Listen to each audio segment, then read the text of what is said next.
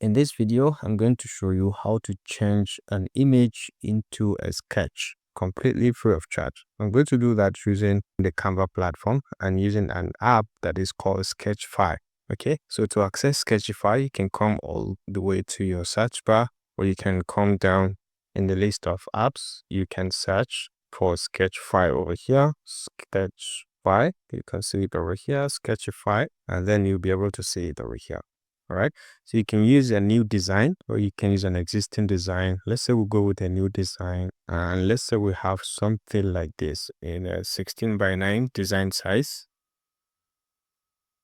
So this is Sketchify platform. So all you need is to start by uploading the image that you want to convert. So assuming I have this image of mine, I can just import it and then I can say generate. And then you can see it has just generated the image. You can see this is the original image and this is the generated sketch of that image. So mind you, Sketchify is not free, it is paid, but you can access it and try it for free on the Canva. If you found this helpful, please leave a like.